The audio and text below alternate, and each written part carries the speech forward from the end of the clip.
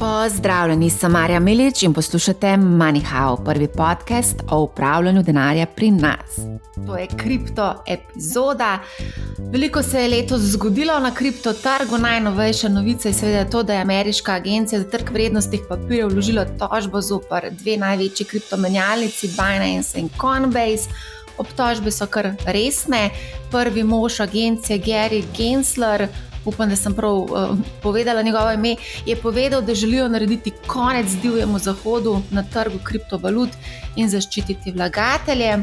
Sredi maja pa je EU uvedla regulativni okvir za kriptosredstva, izdajatelje kriptosredstv in ponudnike storitev v zvezi s kriptosredstvi, in sicer s sprejemom uredbe o trgih kriptosredstev MiCA oziroma MiCA, kakor bi rekli v Ameriki, Markets in Crypto Assets, ki prvič določa pravni okvir na ravni EU za to panogo. O nikoli dolgočasnem dogajanju na kriptotrgu se bom danes pogovarjala s povratnikom na MoneyHow, Nejcem Bizjakom iz Bitstampa. Zdravo, Nejc. Živijo, Marja. Živijo. Evo, na dogodku MoneyHow Live smo se zgrešili za mišjo dlako, malce smo se zakalkulirali v času, no, ampak bova danes nadoknadila še za nazaj. Velja. Takrat smo imeli bančno krizo, zdaj imamo eno drugo krizo, tako da vedno se dogajajo neke krize, dogajanje vsekakor ni dolgočasno. Preden greva na vse to razborljivo dogajanje, dajva najprej pogledati na tečajnice. Lansko leto lahko rečemo, da je bilo kar pestro.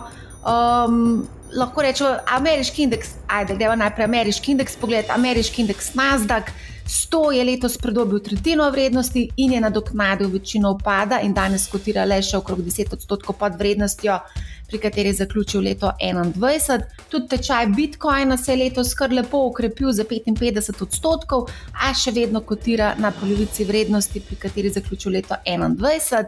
Ether se je tudi lepo ukrepil 44% letos in ravno tako kotira na slabi polovici vrednosti z konca leta 2021. Kako gledaš na te tečajnice trenutno? Kateri so glavni dejavniki, ki krojijo momentum na kriptotrgu? Ja, definitivno dogajanje na trgih je zelo pestro letos, in izjemno nepredvidljivo.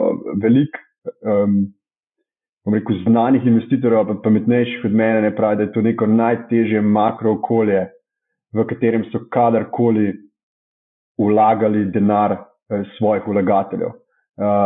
Še zmeri te inflacijski pritiski, hkrati pa pravzaprav zaposlenost ostaja visoka, kar nas lahko nekako vodi v prepričanje, da bo pritisk na ceno storitev oziroma to ceno dela ostal visok, se pravi neka persistentna taka inflacija, hkrati pa denar je postal zelo, zelo drag. In zdaj v samem kriptu bi rekel, da se je trg odzval pozitivno iz parih razlogov.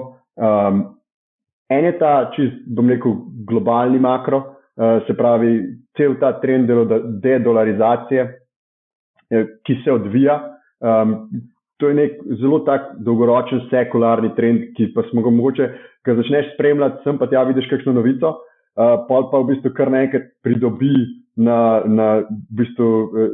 tej hitrosti. In to pomeni nekako odmik od ameriškega dolarja, oziroma ne nujno ameriškega dolarja, tudi ameriških obveznic, kot tisto ultimativno rezervno sredstvo. Lahko bi rekel, da je bil trigger takrat, ko so Američani, oziroma ko je Evropa zamrznila ruske rezerve, ko kar naenkrat tista ameriška obveznica več ni bila tisto najbolj, Američani bi rekli, pristine collateral, in se potem začneš nekako ozirati, kaj pa še alternativa tukaj ameriškemu dolarju. In v tem samem spraševanju o temu, kaj pa je zdaj ta alternativa, a je to res ta inside money, se pravi valute centralnih bank, ali je mogoče kakšen outside money, pravzaprav, ko obstaja. In v tem seveda zlato takoj pade na pamet. Kot majhen delček, oziroma kot bom rekel, en zelo ambiciozen projekt, je pa seveda tukaj tudi stoji Bitcoin in ta cel kriptomarket. Tako da ta trend dedolarizacije sigurno kot en dolgoročen je, bom rekel, veter v jadra kriptu. Potem to celo negotovo okolje, visoke obrestne mere, vidimo, kako se podre Silicon Valley Bank, kako v bistvu Amerika napade kriptobanke, v resnici zelo politično napade kriptobanke in kripto presenetljivo dobro se odzove na celo zadevo. Pravzaprav bi pričakoval, da smo zelo povezani, visoka korelacija z Nasdaqom, to je vse long duration asset, ampak v resnici temu ni čisto. Očitno je kripto v tem negotovem okolju, kjer je pravzaprav historično težko najdete analogijo, kdaj je bilo tisto zadnje obdobje, ki bi lahko z njim vlekel usporednice. Se mi zdi, da se presenetljivo spravi ta pozitiven makro trend. In pa seveda odboj od notranjih, torej tehnično preprodanih ravni in pa tudi, bom rekel, položaj v ciklu. O tem se že malo zadnjič govorila, Bitcoin ima ta svoj cikl, ki se ga v bistvu pravzaprav kar lepo drži. Če pogledamo chart, kakšen je bil tam 2019, 2020, 2021, smo zdaj tam 2019 počasne, ker so se te odboji zgodili in potem neko obdobje negotovosti, pa potem proti halveningu, ki je naslednje leto. Tako da, kako gledamo vse skupaj, izjemno negotovo overall, ampak so, bom rekel, razlogi za biti optimist. Čist biko skoraj razpoloženo. Ampak, veš kaj, recimo zanimivo mi je to, da ko se pogovarjam z ljudmi, ni več unga hajpa. Tudi med mladimi ni hajpa. Tako zelo se je umiril. In v bistvu kripto se omenja zdaj kot neka postranska opcija za investiranje. Zdaj bolj jih zanima investiranje v ETF, v delnice in podobno. Obveznice recimo smo imeli tudi hype, medtem ko kripto je tako zdaj malo. Tak je vtis, ko se pogovarjam z ljudmi. Tudi za najstniki mladimi ne hlastajo več po tako hitrem zaslužku na kriptotrgu, kot so mogoče kakšno leto ali pa 2 leti, 3 leta nazaj. Hvala Bogu, kaj ne rečem. Jaz mislim, da na koncu vse teorije portfelja še zmeri držijo. Delniške naložbe še zmeri so ključ vsakega portfelja. In mogoče smo imeli ta 60-40 portfolio, ki je lepo držal zadnjih 30-40 let. Zdaj mogoče se v tem visokoinflacijskem okolju, tem negotovem okolju mogoče rata bolj 20-20-20-40, ker so delnice 40, ostalih 60 pa razdeliš malo na commodity, ker jaz mislim, da ima kripto svojo vlogo tudi, malo na cash, pa malo verjetno na obveznice. Tako da se strinjam, mislim, zdaj je obdobje na kriptotrgu, ko se pač res se čisti, v smislu ostajajo, Bitcoin in Ether zame sta zmer imela jasen položaj v tem, kako izraz se pravi, macro asset universe, se pravi, jasen položaj imata oba. Ostali pa malo iščejo use case. NFT so zanimivi do določene mere, kakšni projekti so dobri, Ether scaling solutioni, ampak veliko je pa tega, velike zadev, ki bodo odpadle. In ja, zato seveda ni tako atraktivno, ker ni več hitrega zaslužka. Zdaj se gremo AI, pa bo tudi to minil. AI, to je pa tudi zdaj vroča zgodba, zdaj pa vsi na to pa trzajo. Ampak dobro, ko govoriva zdaj o tem univerzu, jaz vsakič, ko pogledam na CoinMarketCap, koliko je teh assetov oziroma teh kriptovalut in sem vsakič znova presenečena, kako to noro raste. Trenutno jih je 25.723. Zdaj pa ti izbiraj naložbe znotraj tega univerza, pa moraš v bistvu, dejansko to je vsak projekt, ki živi za sebe, ti moraš narediti dobesedno due diligence, če hočeš investirati v en tak projekt, Kaj si povedal, ko smo se pogovarjali točno o tem množici teh naložb, si rekel prvih 500 nekako, da se ti splača mogoče vrš po temu market capu. Ja, se pravi, ampak kaj se razume pod vršt? Jaz mislim, da je spet vprašanje,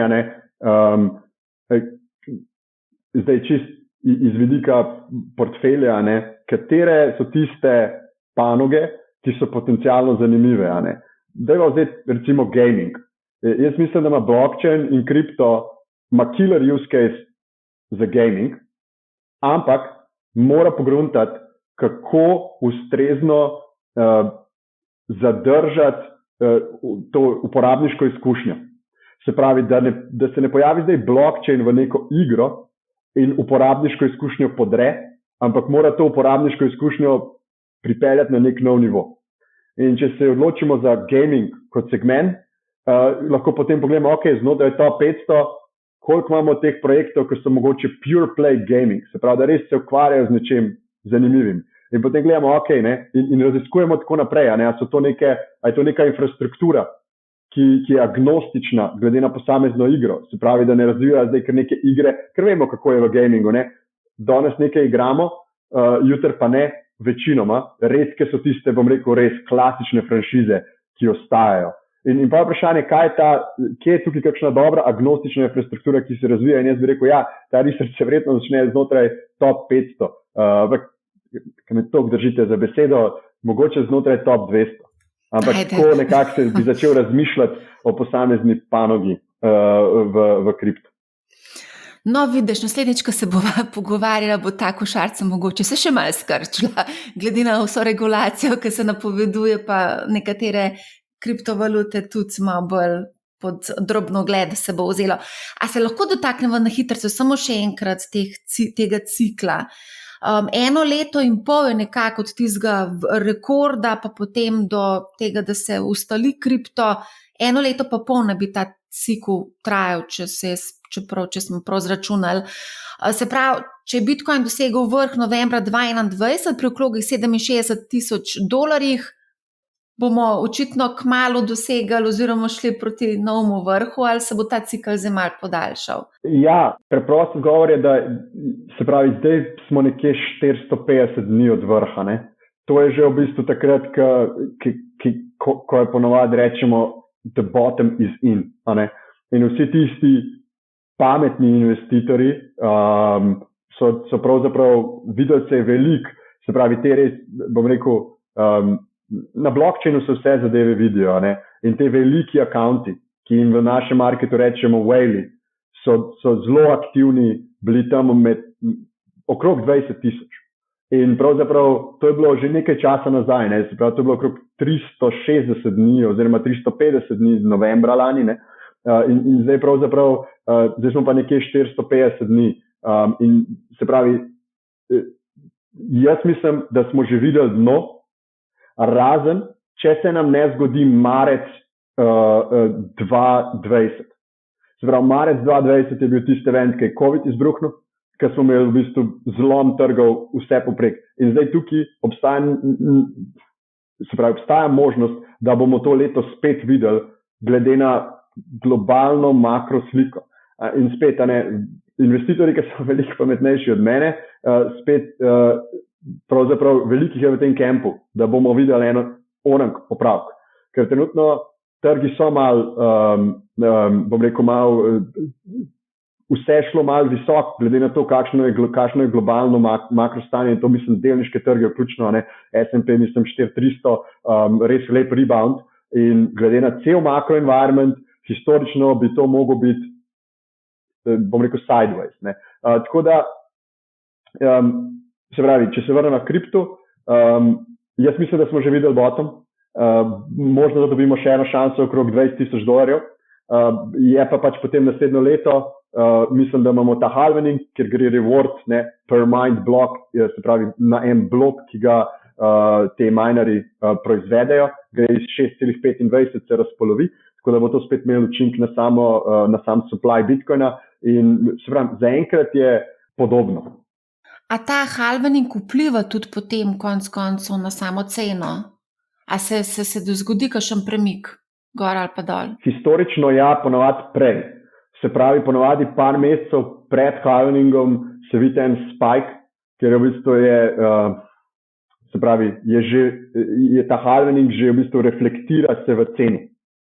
Se pravi, ponovadi je to buy the rumor, sell the news, s tem, da v tem smislu ti že tukaj news vidiš, kako pa kraja 4 leta, ampak vseeno se ponovadi dogaja, recimo v 2020 smo videli, kako je par mesecev prej se videla taka lepa rast, pa v bistvu pravzaprav malo popade, konsolidira in potem je bil tisti konec 2020 začetek novega, bom rekel, bikovskega trga 2021. Tako da, če nekdo pogleda graf, se da videti te dinamike, ampak kot investitor jaz to priporočam, je treba bolj gledati ravni, bom rekel, bolj te historične ravni, ker je to dobra nakupna priložnost in se ne truditi biti pametnejši od trga, ker redko komu rata. Tudi na delniških trgih je podobno, redko komu rata. V glavnem, daj mi povej, a še vedno, zdaj, ko si omenjal, da odsvetuješ, zdaj na borzi bi pač nekako svetoval dolgoročnost, ko pa na kriptotrgu, kje sva tukaj res rekel, da je trenutno zelo negotovo stanje, če se ponovi nek scenarij iz marca 2020, recimo zdaj trka recesija na vrata, v Evropi imamo v evroobmočju imamo tehnično recesijo, v Ameriki smo danes 13.6. videli kar lep popravek inflacije navzdol, mislim, da je 4% letna inflacija zdaj, tako da kako gledaš na to? Ja, se pravi, spet moram se vrniti nekako na ta prvi odgovor oziroma prvi del diskusije, kjer je bil v bistvu, jaz mislim, da je ta makro, je veter v jadra, predvsem Bitcoin, pa jaz to zelo ločem, Bitcoin in ostale kriptovalute dejansko. Torej, Bitcoin ima, se pravi, so te nakupne vrednosti, ker glede na spet historično in glede na položaj v ciklu je Bitcoin bil dobra naložba. In to ponavadi nekako se upada s tem, ko se zgodi nek rahel popravek na delniških trgih ali pa na globalnih trgih. In se pravi, spet sem omenil, ker ne maram na svetov dajati, ampak okrog 20,000 ameriških dolarjev je tam, kjer je verjetno ta, bom rekel, je priložnost relativno dobra, glede na historični performance tega asseta. In to tudi dolgoročno. Se pravi, ne gre za nekaj, kar kupujemo in prodajamo na 6 mesecev, ampak na nekaj let. Se pravi, gleda se tukaj predvsem cikl. In tudi, če gledamo spet, kako se delnice ponavadi obnašajo v nekem okolju povišane inflacije, te strategije ratujejo tudi precej bolj aktivne v takem okolju.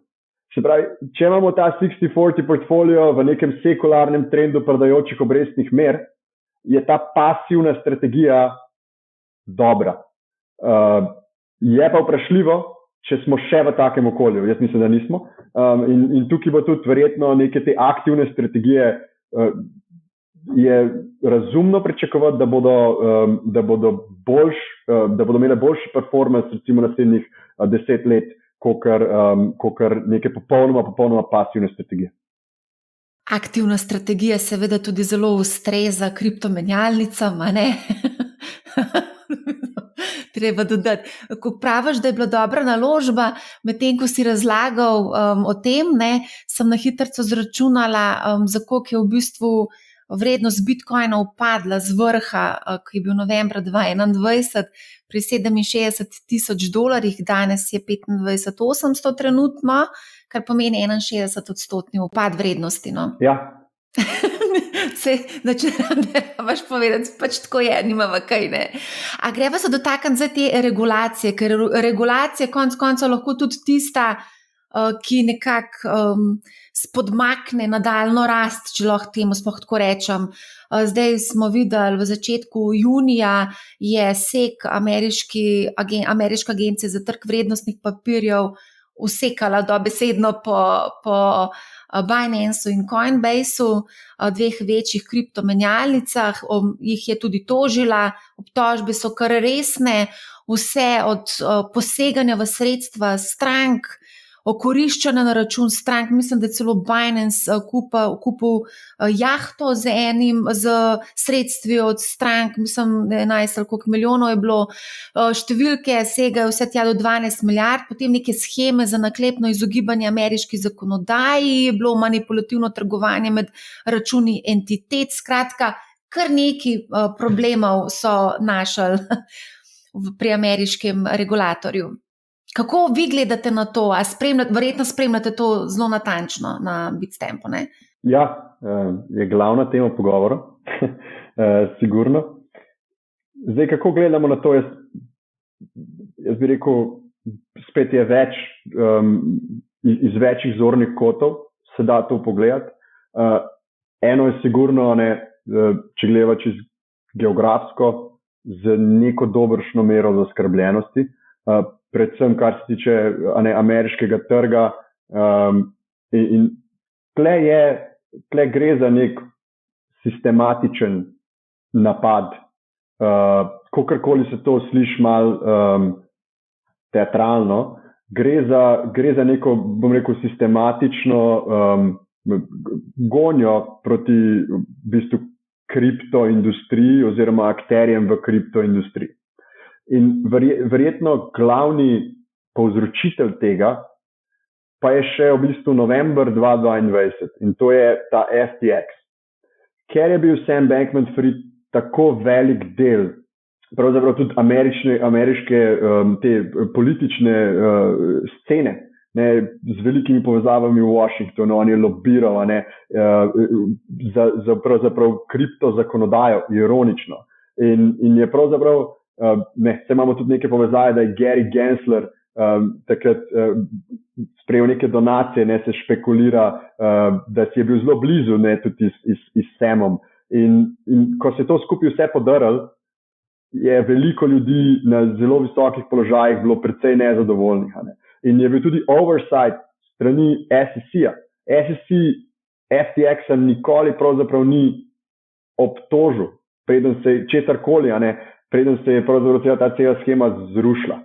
In kot posledica, zdaj vidimo 3-6 mesecev kasneje, najprej tista bančna kriza, kjer je bil kripto glavni krivec, s tem, da je CEO, se pravi predsednica Silicon Valley Banka povedala, da kripto kot tak ni imel nič, je bil samo del depozitov Silicon Valley Banka.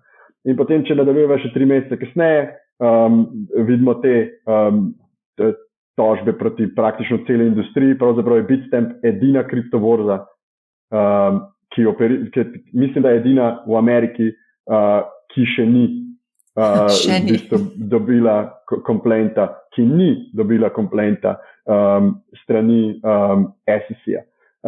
Torej, zakaj je zaskrbljenost? To je, ker je to slabo za Ameriko nasplošno, zaradi tega, ker se od tem, ko oni zapirajo kripto, ostale geografije odpirajo, Evropa se odpira se Hong Kong, se pravi, kripto ima svoje use case, ki niso špekulacija, pošiljanje denarja okrog za začetek, in preko blockchaina je veliko bolj učinkovito, kot pošiljanje preko tradicionalnih bank. Tako da nekako geografsko zaskrbljenostjo, ker se Amerika postavlja v slab položaj. Drugi zaskrbljenostjo zaradi tega, ker je toliko ene negotovosti, glede tega, kako pa sploh lahko mi se držimo pravil. Težko, ker ne vemo točno, se pravi, zdaj imamo neko jasnost, SEC misli, da je 10 tokenov, da so security, kaj pa ostalih 50, a to bo pa naslednja tožba, ki jo bodo vložili.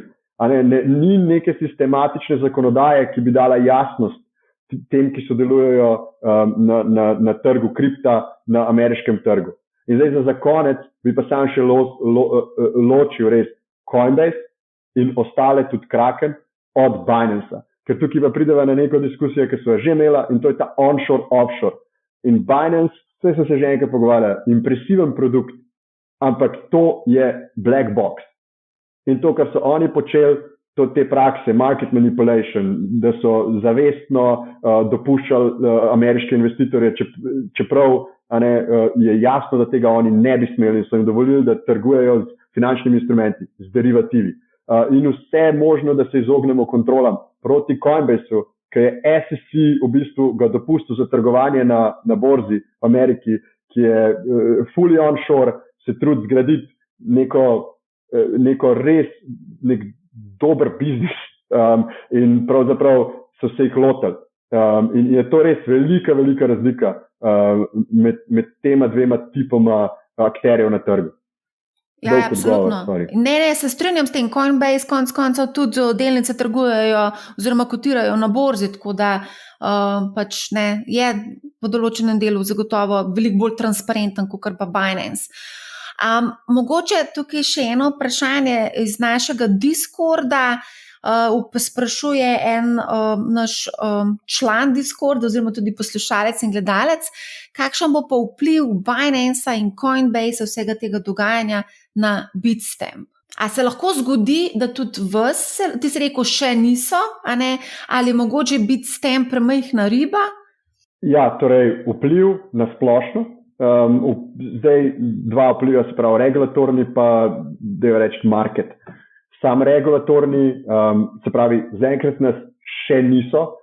Zakaj rečem še niso? Ker recimo mi smo v veliko manjšem obsegu poslujemo na ameriškem trgu, kot Coinbase, ki je res tam blue chip praktično.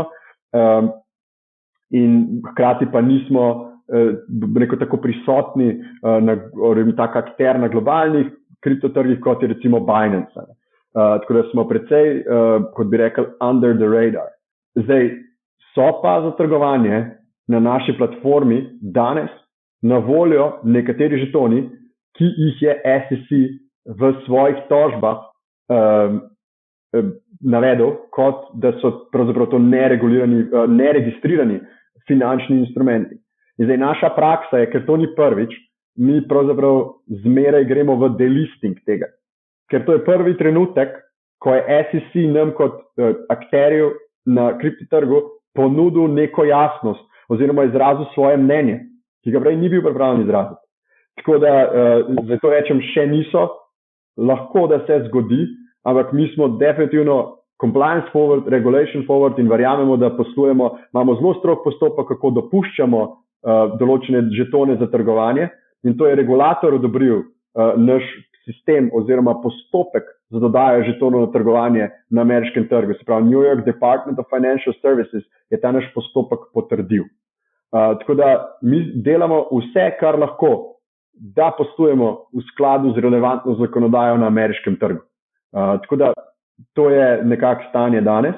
Zdaj, kar se tiče pa na splošno kriptotrga, se pa vidimo že dogaja. In to se prej začne dogajati na institucionalnem trgu, ki ima boljši risk management, bolj že po pravilih so bolj manj naklonjeni tveganjem in se hitreje odzovejo na neko povečano tveganje. Tako da vidimo, da bi nekaj, kar bi lahko rekel flight to quality in vidimo pravzaprav porast trgovalnih volumnov, relativnih trgovalnih volumnov, se pravi market share v zadnjem času, tudi sama, bom rekel, kvaliteta trgovalnega volumna, če na kratko rečemo, mi rečemo order book quality, se nam izboljšuje in vidimo veliko povpraševanja strani institucij, ki so včasih trgovali na Bitstampu, pa so nehale z določenih razlogov in se želijo vrniti, ker pravzaprav vejo, da poslujemo v skladu z vso relevantno zakonodajo in da je to pravzaprav da probamo biti odgovoren akter na kriptotrgu. Zdaj, ko si omenjal, da se je SEC izjasnil glede določenih coinov, to govoriva o Cardani, Polygon pa Solana, ne? Ja, mislim, da je lista sicer daljša, ampak te trije so bili vmes. Se pravi, ko je bila ta lista objavljena, si ti rekel, da ste šli v delisting. Torej, kako postopek ponovadi poteka, je naša pravna ekipa v Ameriki, seveda prebere relevantno zakonodajo in potem da priporočilo managementu, da se načeloma zgodovinsko, ko je SEC nekaj izpostavil, je bilo priporočilo zmeri delisting in potem mi ustrezno ukrepamo in verjamem, da obstaja verjetnost, da se bo to zgodilo tudi v tem primeru. Enostavno tveganje, težko upravičiš tveganje, da bi še nadaljeval s trgovanjem v tem trenutku. Ni pa to nujno. Ni pa to nujno. Okay, v primeru, opazila sem, da se kar pogosto dogajajo neki delistingi z različnih teh kriptomenjalnic in različnih razlogov. Mogoče naredijo due diligence nekih teh projektov, pa rečejo, to ni v redu, pa delistajo, ne vem. V primeru, da si ti imetnik teh coinov, kako tebe to delistanje prizadene? V konkretnem primeru. Recimo Cardano ali pa Solano boste umaknili z borze, kaj to pomeni za mene? Recimo? Ta informacija ti bo znana že kakšnih vsaj 14 dni vnaprej ali pa 3 tedne in se pove, takrat se bo ustavilo trgovanje. Imate čas do takrat da svoja sredstva prenesete v drugo denarnico. Zdaj ta denarnica je lahko, se pravi, non-custodial, neka tvoja denarnica ali pa neka druga borza, ki to trgovanje še ponuja. In potem enostavno se ta sredstva ostanejo na voljo za, se pravi, za withdrawal, a ne za dvig iz borze.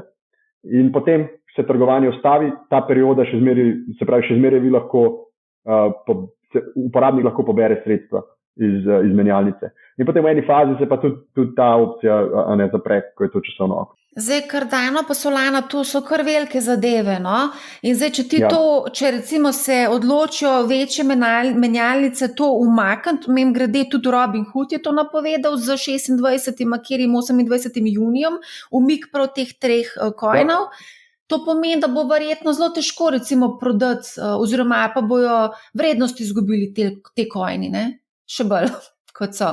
Ja, mislim, da dejansko je padla že vrednost okrog 30% od same objave teh komplentov strani agencije za trg vrednostnih papirjev oziroma SEC-ja. Tako da sigurno je to negativno vpliva na ceno posameznih žetonov. Bo prav zanimivo videti, kako se bodo odzvali v bistvu te ustvarjalci tega oziroma kreatorji teh coinov. Nič verjetno nisi slišal, ne? Ne, načeloma so vsi, SEC se obnaša malo tako skizofreno. Zaradi tega, ker pravzaprav oni to niso neki novi projekti, ki se pojavljajo na trgu, Cardano, Solana, to že vse obstaja precej časa.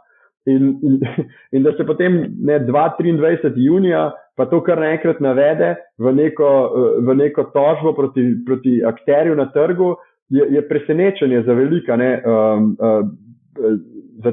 prvič presenečenje za velik teh projektov, hkrati pa so že tudi oni imeli izkušnje s kakšnimi pravnimi procesi, ki so jih že kdaj imela. In regulator ima dolžnost, da če misli, da je nekaj, in to je tudi glavna obtožba oziroma očitek SEC-u v tej Ripple tožbi, je pravzaprav, da SEC je vedel oziroma je imel to mnenje že odoblikovano, da je nekaj pa je vrednostni papir in ni ukrepal.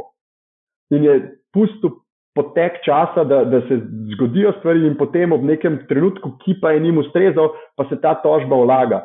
In ta tožba, oziroma to je pritožba, pravzaprav ni direktno proti samemu projektu, ampak je proti menjalnici in potem znotraj te tožbe proti menjalnici navedejo te projekte.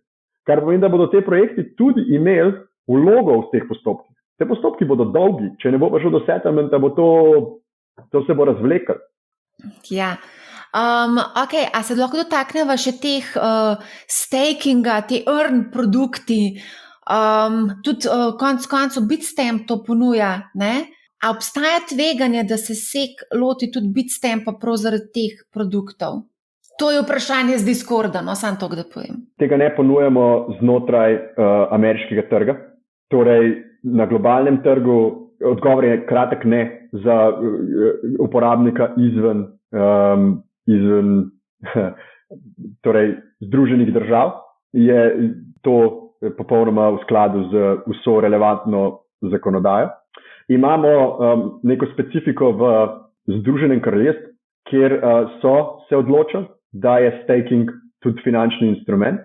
In v tem primeru recimo mi imamo ambicijo, da pridobimo licenco za MiFID licenco pravzaprav, da smo pravzaprav broker oziroma posrednik, hkrati tudi borza, ki lahko posluje s finančnimi instrumenti in da te produkte tudi popolnoma regulirano ponudimo na angleškem trgu. Finančni vzvod, kako na Bitstampu gledate oziroma spremljate pozicije na trgu in ali se na kakršen koli način prilagajate, kaj se dogaja z uporabo tega vzvoda pri poslih na borzi, na vaši menjalnici? No? Torej, Bitstamp ne ponuja leveragea oziroma vzvoda. Torej, tega produkta na naši borzi ni. V prihodnosti je ambicija, da bi spet v popolnoma reguliranem okolju potencialno ponudili trgovanje z finančnimi instrumenti, s kriptoderivativi, spet v popolnoma reguliranem okolju. In tam bi tudi ponudili finančni vzvod skladno z relevantno zakonodajo, se pravi MiFID, se pravi Markets in Financial Instruments, torej kot res regulirana onshore borza s finančnimi instrumenti. Ne ponujamo pa tega na spotu danes, tako da. Ne vem, če si kaj opazil, v Turčiji so se precej ukvarjali z divjo inflacijo pa nestabilno turško liro in zanimivo, spet so se tam Turki zatekli k stabilnemu kovancu Tetru, ki pa tudi konec koncev ni čisto povsem brez grehov, ne? Kako gledaš recimo na te, to smo se tudi že večkrat pogovarjala, v teh mal nestabilnih okoljih, družbah, državah se v bistvu uporablja kripto veliko bolj intenzivno kot kjerkoli druge, ker centralne banke recimo delujejo. Ja, res je in ful zanimivo vprašanje. Se pravi, spet je več aspektov tukaj. Ne? Najprej Turčija kot taka zelo zanimiva za kripto. Sicer je to trg, ki je zelo potrošniško usmerjen v kripto, torej manj institucionalno. Tam je, ker so se ravno dotaknila vzvoda, je vse temelji na finančnem vzvodu in pa tistih 5000 žetonov, ki jih lahko ponudiš za trgovanje, ne? Se pravi, neki taki kratkoročni dobički so precej v ospredju. To je en del. Ne? Drug del je seveda ta problem iz turško liro, ne? Ki kar nekako se ne uspe pobrati. In v bistvu ljudje se zatekajo k dolarju. Tether je tam mečkam bolj dostopen, ne? Ker vse en ta drug kovanc, se pravi USDC, je bolj spet v Evropi in Ameriki prisoten. In pa hkrati njihov banking je se pravi bančni partnerji, s katerimi delujejo, so težje dostopni oziroma manj naklonjeni tveganju. In recimo videli smo, ko je bila ta situacija marca, ki se je zgodila z bankami, in če pogledamo, se pravi market cap, torej skupno tržno vrednost USDC-a kot drugega največjega stablecoina in pa Tetra kot največjega stablecoina, da je v bistvu 15 milijard se zmanjšal na USDC, ki je bolj onshore in v Ameriki praktično. Tether se je pa za 15 milijard povišal. In to je še ena negativna oziroma neželjena posledica pretirane regulacije v Ameriki, ker mi želimo razumno regulacijo, da imamo to transparentnost in da imamo nek boljši stabilni kovanec, ne? Hkrati pa se pravi, da to ostane onshore, ne pa da beži offshore in v neke jurisdikcije, ki jih ne poznamo. Je pa treba vedeti tudi, da trenutno Tether torej še ni zagotovil toliko kontrol, kot bi jih radi videli, to je dejstvo. Je pa res, da si oboji v tem environmentu oziroma v tem okolju, ker so visoke obrestne mere, res manejo roke v smislu dobičkov. Ne, to so milijardni dobički na kvartal, ne, ki jih te stabilni kovanci trenutno generirajo. Tako da, to je kratek odgovor. Turčija je zelo zanimiva, mislim, dolg odgovor. Turčija je izjemno zanimiva, stabilni kovanci pa definitivno so killer use case za kripto in upam, da jih uspemo spraviti v nek razumen regulatorni okvir, da bodo lahko rasli. Kaj pa se dogaja z digitalnimi valutami centralnih bank, ki v bistvu so odgovor na stablecoina? Se kaj dogaja tukaj? Napovedali so, da se bo v Evropi zgodil ta digitalni evro, ampak kje je zdaj to? To so vse počasni projekti, ampak se odvijajo. Ne?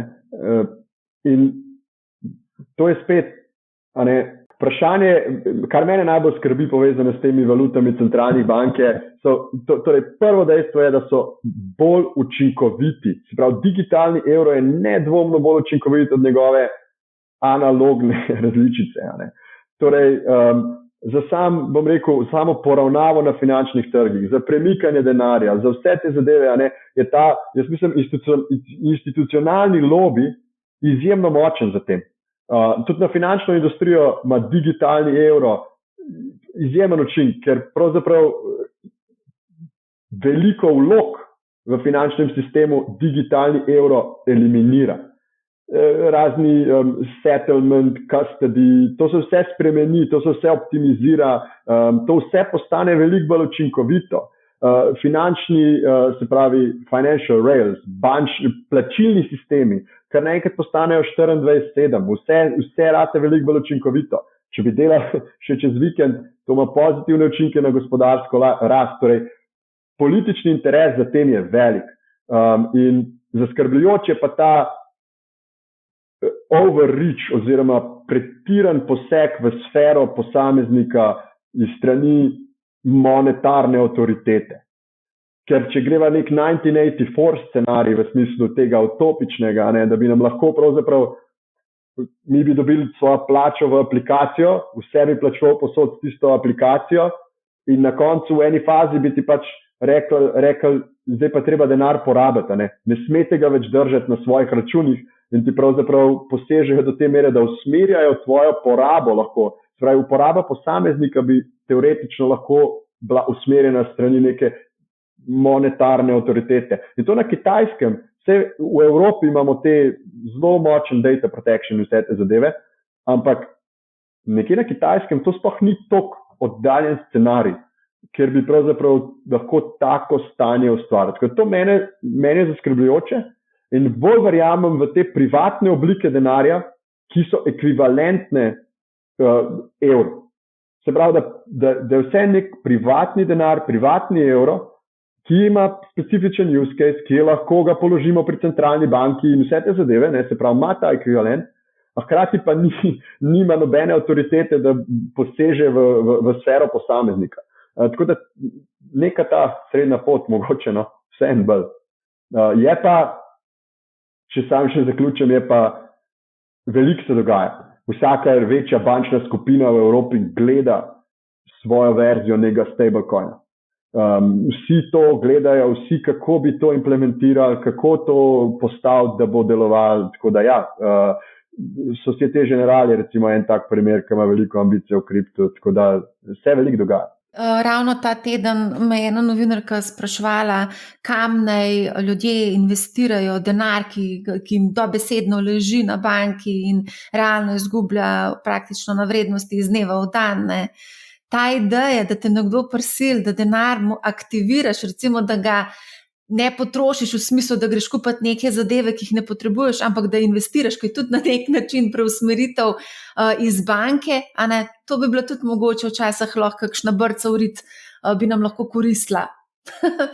Ja, recimo, ali pa tudi, če tako pogledamo, če sem jaz zdaj kot najmanjša enota porabnika evra, imam v bistvu direktno povezavo s centralno banko, se pravi z ECB-jem.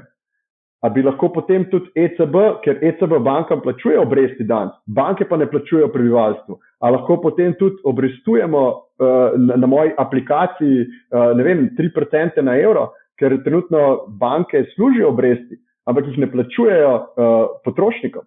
Zdaj le se mislim, da Unicredit malo zganil, pa je dal 3% na depozite, ampak v Ameriki trenutno money market fundi, to je 4%, 4-5% trenutno samo cash obrestuje. Ja.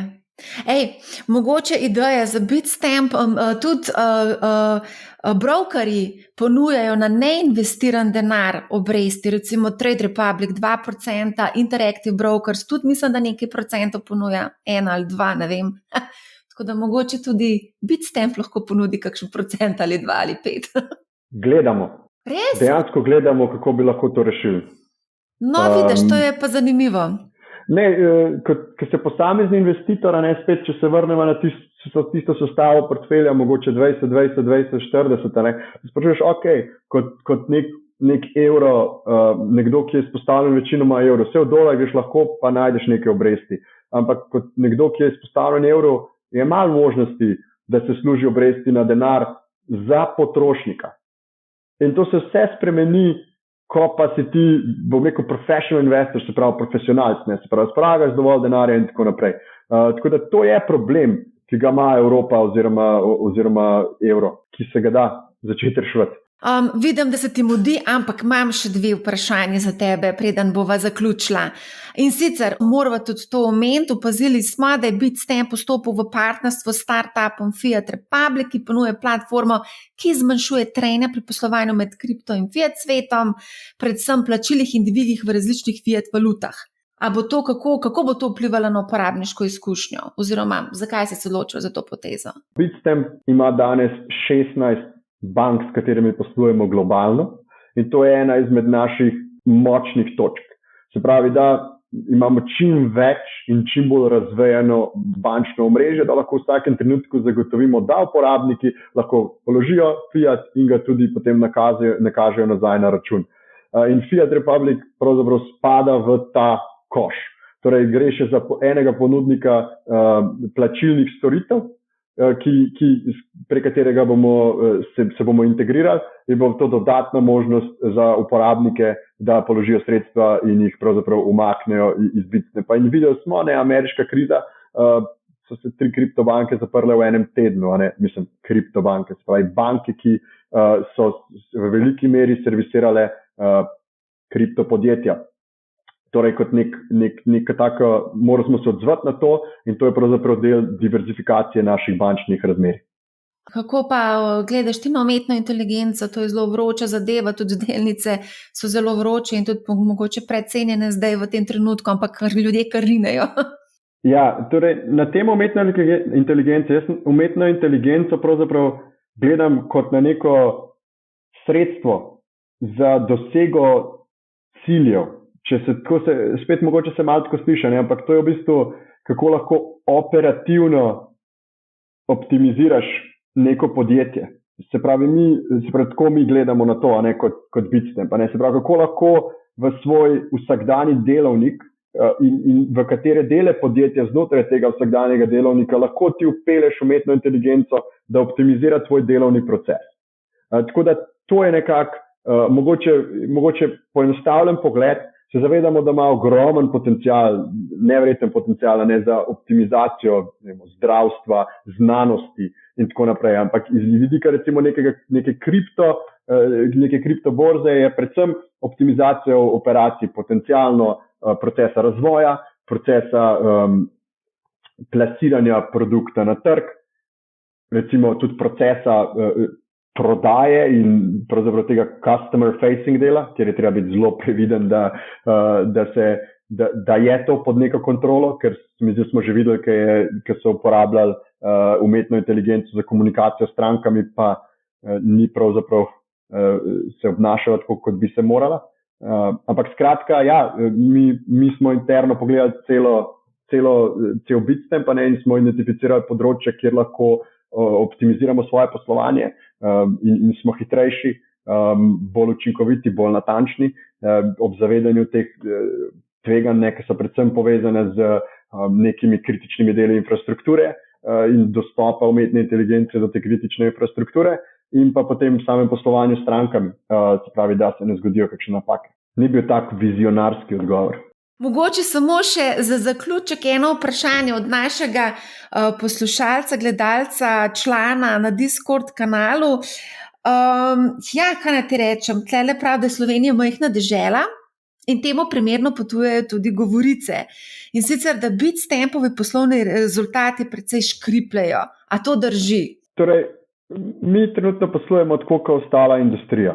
Se pravi, velik del industrije trenutno ne realizira dobičkov in to ni nobena skrivnost, če pogledate Coinbase, če pogledate Kraken, če pogledate ostale menjalnice.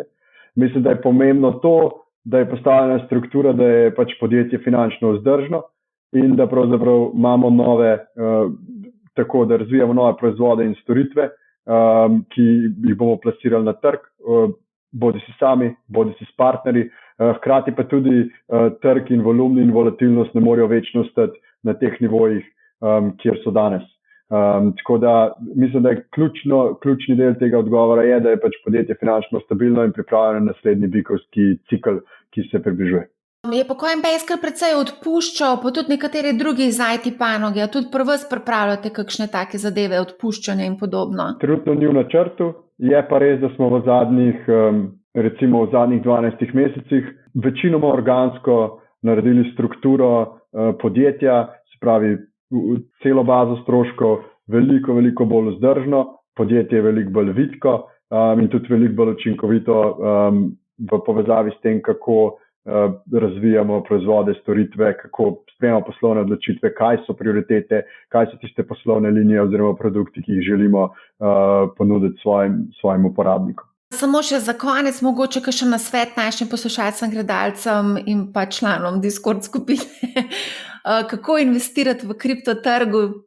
Kam naj plasiramo denar? Ali so samo tiste tri coin oziroma en coin, ki je nekako zaupanja vreden in bo nekako se obdržal tudi v primeru, da pride do nekih resnejših korekcij na borzi ali pa do nove finančno-gospodarske krize? Ja, torej vsak mora pri sebi razmisliti, kakšen profil investitorja oziroma trgovalca je. Jaz sem že večkrat povedal, torej tudi osebno nisem načeloma bolj kot je razumno naklonjen tveganjem, torej ostajam pri svojem izboru tistih kriptovalut. Seveda, če imate čas trg bolj raziskati, so priložnosti se zmeri ponujajo, še zlasti v obdobju, tako kot rečejo, when blood is on the streets.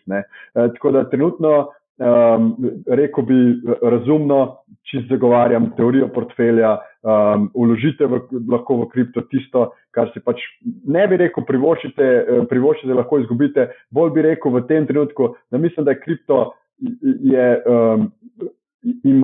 so razlogi, zakaj, se pravi Bitcoin predvsem, bi lahko bil razumen del portfelja vsakega vlagatelja. Zdaj na tisti long tail, tistih 200 žetonov, ki smo jih omenila, se pa iskreno, jaz svojega researcha nisem naredil, če pa ga poslušalci lahko naredijo, pa kar sigurno so zanimive stvari tam, ki bodo lahko ob dobršni meri špekulacije bile tudi, zanimiva investicija. In pa seveda po pameti, a ne? Absolutno. V glavnem, Nejc, najlepša hvala, da si se pridružil oziroma priključil MoneyHow. Vesela sem, da si vzel čas in delil z nami vse te informacije, tudi te pikantne podrobnosti iz vašega sveta, kriptosveta, kako poslujete, recimo pa tudi to, da se poigravate z idejo, da bi tudi upeljali obresti na depozite oziroma na neinvestirana sredstva na menjalnici. Hvala, Nejc. Hvala tebi, Marja. Malo ironično mogoče v povezavi z eurodepoziti, ampak ja, upam, da čim prej. Hudo. Ajde, hvala. Lepo se maj. Adijo. Hvala, čau. Tako, to je bila kripto epizoda z Nejcem Bizjakom, tako da mislim, da sva pripravila odlično vsebino z veliko bogatimi informacijami in upam, da vam bodo prišle prav. Kar se tiče samega investiranja v kripto, tukaj seveda je treba ravnati po pameti, ne tvegajte preveč, če menite, da niste kos nekako tem tveganjem oziroma tem nihanjem na kriptotrgu, mogoče kriptotrg ni pravi za vas. Toliko za enkrat z moje strani, želim vam prijetno jutro, dan ali večer. Vidimo se naslednji teden, ko pripravljamo novo epizodo. Poslušajte MoneyHow, ne bo vam žal in lep pozdrav.